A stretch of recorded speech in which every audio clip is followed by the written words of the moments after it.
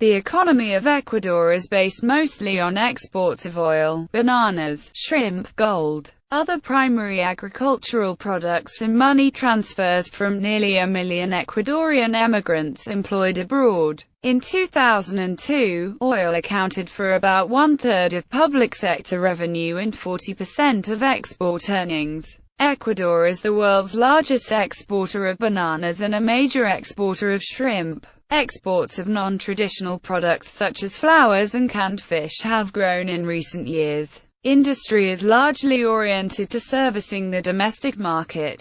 Diversity and sustainability. Ecuadorians often describe the country as a series of micro-environments and economic, cultural regions that are reflected in the country's cultural and geographic diversity of coastal fishing and trade, highland, and the Amazon or jungle region, with several indigenous populations continually facing intrusions by colonists seeking to use land for farming, including palm oil, or for oil and resource exploitation. Various studies have noted the threats to the country's cultures and the continuing growth in population that has contributed to poverty and a reflection of unsustainable development. Migration of more than 111,000 Ecuadorians following crisis in 1999 also highlights the population growth and inability of the resource base to sustain it, as well as the lack of appropriate economic planning in the country to fit historical traditions or the resource base. Political tensions with neighboring countries like Peru over mining and other resources to support the growing population, and struggles between the growing urban mestizo population and indigenous peoples over land and resources have underlined the political struggles in recent years. Though foreign-driven economic approaches have mostly focused on exports and on resource exploitation and development rather than on sustainable economic development and stability within the regions and the micro-environments. Some economic teams, such as one led by David Lempert, have sought to focus on sustainability. Economy 1998 to 2006. Deteriorating economic performance in 1997–98 culminated in a severe financial crisis in 1999. The crisis was precipitated by a number of external shocks, including the El Niño weather phenomenon in 1997, a sharp drop in global oil prices in 1997–98, and international emerging market instability in 1997–98. These factors highlighted the government of Ecuador's unsustainable economic policy mix of large fiscal deficits and expansionary money policy and resulted in a 7.3% contraction of GDP, annual year-on-year inflation of 52.2%, and a 65% devaluation of the national currency in 1999. On January 9, 2000, the administration of President Jamilma, who had announced its intention to adopt the U.S. dollar as the official currency of Ecuador to address the ongoing economic crisis. Subsequent protests led to the 2000 Ecuadorian coup d'état, which saw Marwad's removal from office and the elevation of Vice President Gustavo Noboa to the presidency. The Noboa government confirmed its commitment to convert to the dollar as the centerpiece of its economic recovery strategy, successfully completing the transition from sucres to dollars in 2001. Following the completion of a one-year standby program with the International Monetary Fund in December 2001, Ecuador successfully negotiated a new $205 million standby agreement with the IMF in March 2003. Buoyed by higher oil prices, the Ecuadorian economy experienced a modest recovery in 2001, with GDP rising 2.3% in 2000 and 5.4% in 2001. GDP growth leveled off to 3.3% in 2002. Although final figures are not yet available, it is expected to fall further, to about 1.7%, for 2003. GDP growth is estimated to recover to over 4% in 2004, due largely to expanded oil exports.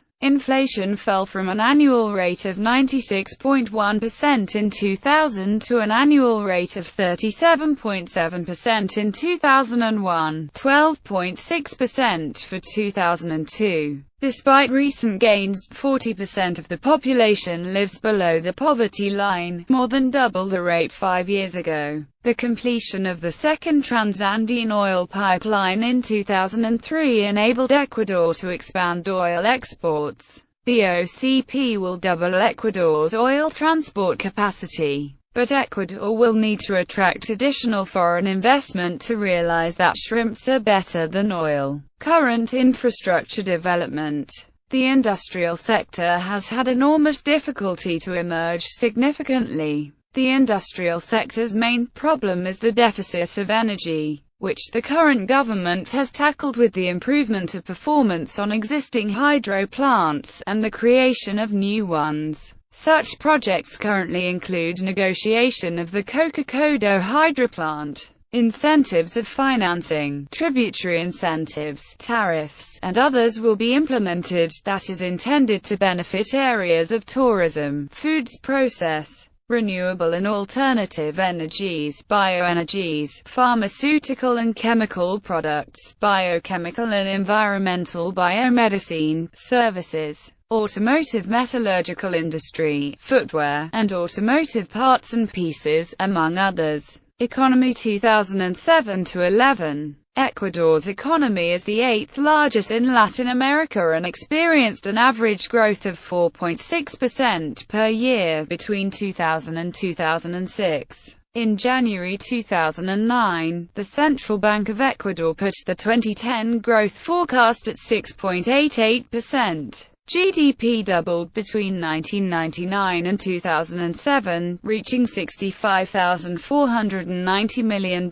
according to BCE. Inflation rate up to January 2008 was located about 1.14%, the highest recorded in the last year, according to government. The monthly unemployment rate remained at about 6 and 8% from December 2007 until September 2008. However, it went up to about 9% in October and dropped again in November 2008 to 8%. An estimated 9 million Ecuadorians have an economic occupation and about 1.01 million inhabitants are in unemployment condition. In 1998, 10% of the richest population had 42.5% of income, while 10% of the poor had only 0.6% of income. The rates of poverty were higher for populations of indigenous, Afro-descendants, and rural sectors. During the same year, 7.6% of health spending went to the 20% of the poor, while 20% of the rich population received 38.1% of this expenditure. The extreme poverty rate has declined significantly between 1999 and 2010. In 2001, it was estimated at 40% of the population, while by 2011 the figure dropped to 17.4% of the total population. This is explained largely by emigration and economic stability achieved after adopting the US dollar as official means of transaction.